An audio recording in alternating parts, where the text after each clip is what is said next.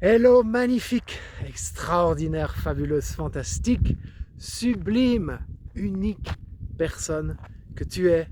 Bienvenue dans cette vidéo.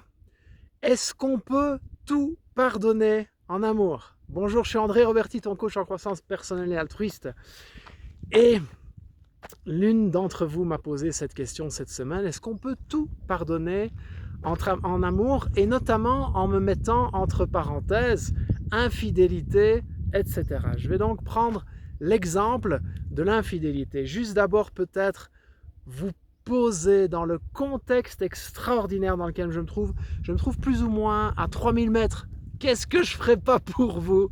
Qu'est-ce que je ferais pas pour vous pour faire des vidéos dans des contextes absolument fabuleux? Alors regardez, j'ai une vue à 360 degrés ici, juste ici. Là derrière moi, le pic le plus élevé, c'est le Weisshorn. Donc c'est 4000 mètres, un peu plus de 4000 mètres, je pense 4300 de mémoire. Et si vous vous souvenez, il y a quelques jours, voilà, je vous faisais une vidéo de là en dessous, près du lac, en vous posant la question, voilà, c'est la semaine de l'amour et des relations, qu'est-ce que vous voulez qu'on aborde comme sujet? Vous voyez cette vue, elle est à couper le souffle, elle est absolument fabuleuse. Je pourrais m'arrêter de parler et juste kiffer le moment, c'est extraordinaire.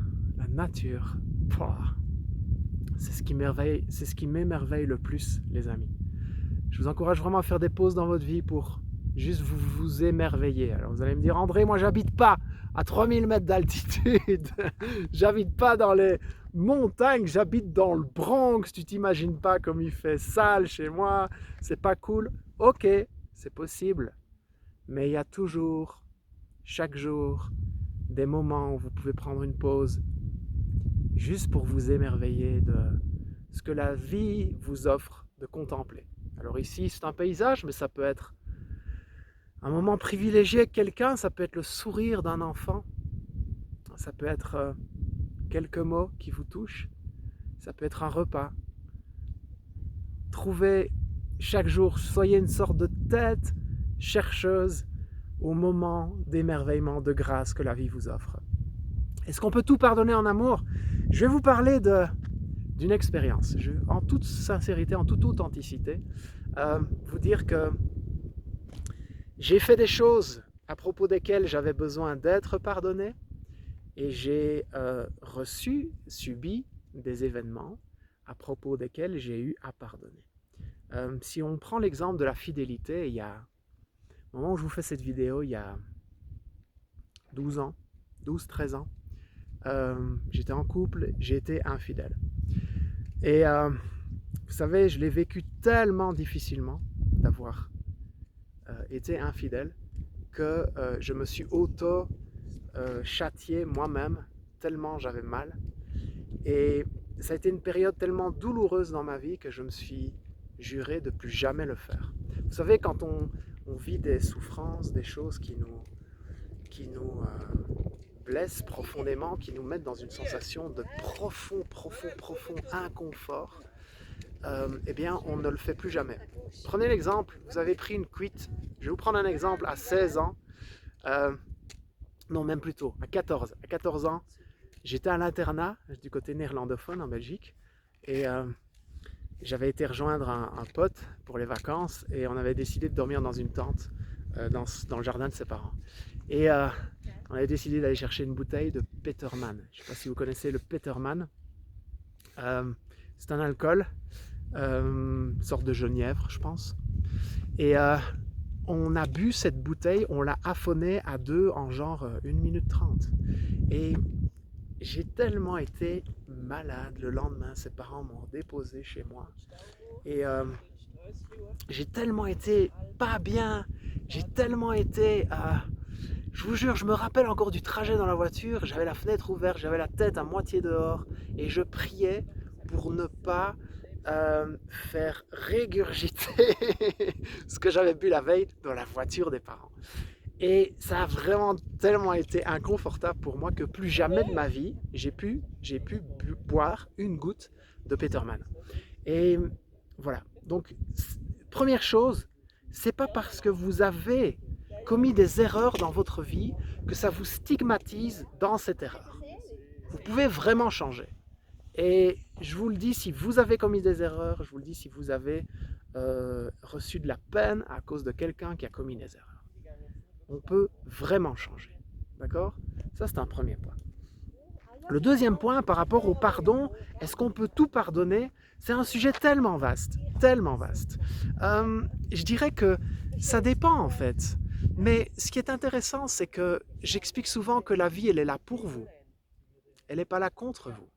Et dans le sens où si elle est là pour vous, ce que vous êtes en train de vivre, ça fait partie de votre chemin de vie. Vous deviez le vivre. C'est comme ça. Alors peut-être que c'est un message de la vie qui va vous dire cette relation, elle n'est pas faite pour toi.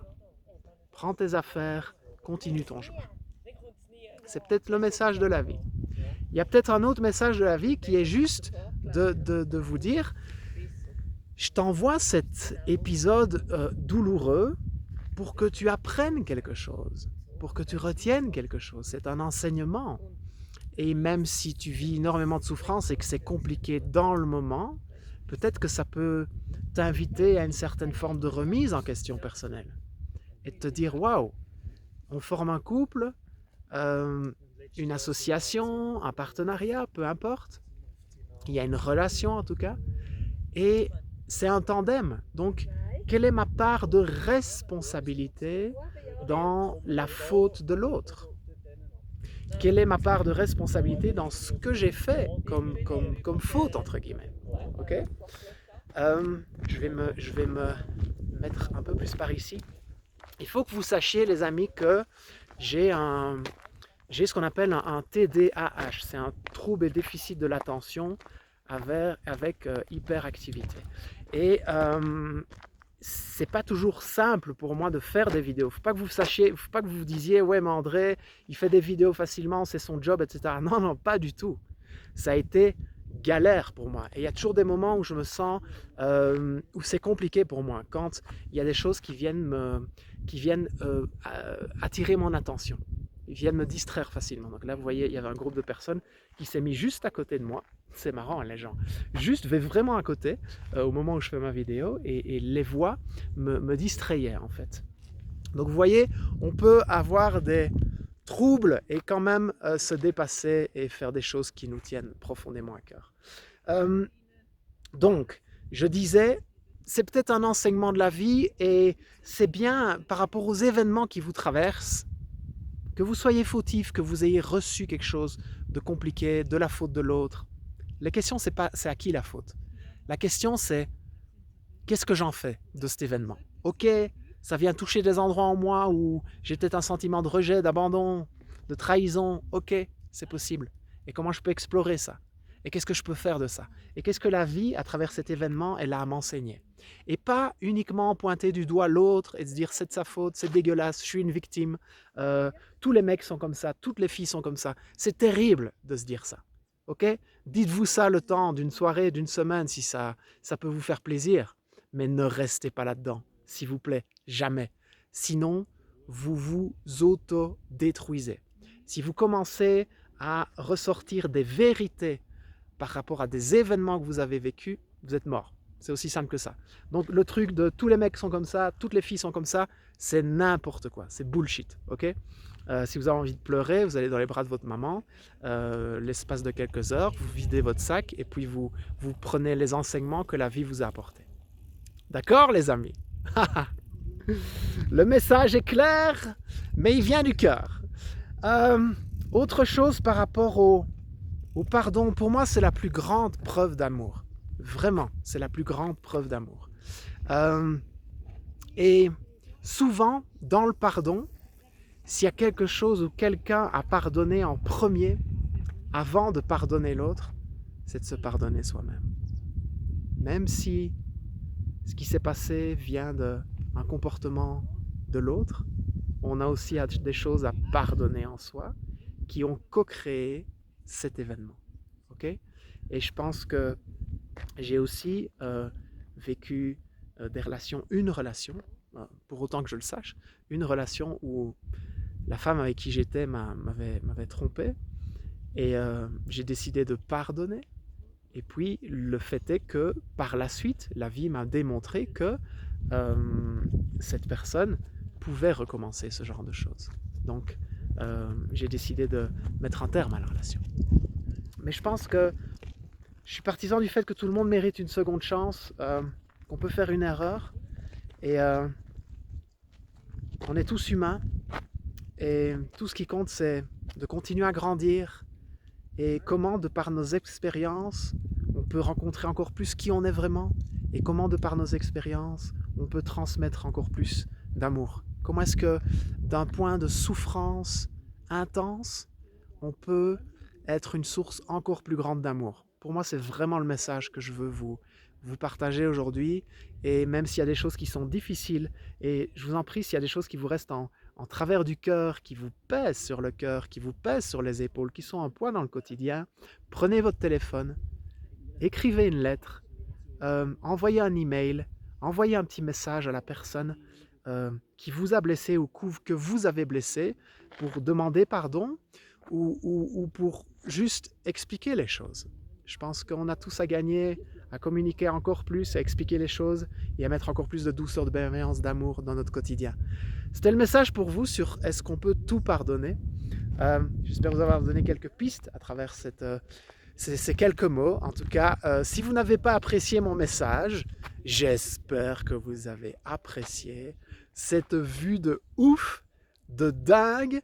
Elle est fabuleuse. Je suis tellement en gratitude par rapport à la vie. Je vous jure, les amis, tous les jours, tous les matins, je me lève et je vais faire des marches. C'est un rituel chez moi. Et je suis en amour pour la nature. Vraiment. Et le fait de cultiver ça chaque jour, ça m'aide à prendre encore plus soin de cette magnifique planète. Et vous savez, on retient souvent ses émotions quand on les ressent, ses larmes, etc. On ne sait pas trop quoi en faire. Je pleure tous les jours. Les amis, je vous dis ça, je suis un mec et j'ai ma fierté. Je pleure tous les jours. Je pleure tous les jours de gratitude. De gratitude par rapport au cadeau que la vie m'offre. C'est tellement intense, c'est tellement magique. Donc si vous pouviez vous connecter à des choses qui vous rendent tellement remplis de gratitude, les amis, je vous souhaite des larmes de gratitude chaque jour. La vie, c'est juste un kiff de chaque jour. Je vous laisse sur ces quelques images. Prenez soin de vous, suivez vos rêves, ils connaissent le chemin. Mettez un petit pouce sur cette vidéo si vous avez l'impression qu'elle vous a aidé quelque part. Transmettez-la, partagez-la, parce que non seulement vous pouvez aider quelqu'un, mais vous m'aidez moi aussi, sincèrement, par la même occasion, à amplifier mon message. Vraiment, je fais ça parce que une de mes valeurs les plus profondes, c'est de transmettre. Donc, transférez ce message, partagez-le vraiment. Et si vous n'êtes pas encore inscrit à ma newsletter, je vais vous mettre le lien de mon site dans les commentaires ci-dessous. Vous allez vous inscrire, vous allez recevoir par email encore plus de valeurs, encore plus de contenu, encore plus de choses qui peuvent vraiment vous propulser à un autre niveau dans votre vie. Je vous embrasse, prenez soin de vous, suivez vos rêves, ils connaissent le chemin. Yeah!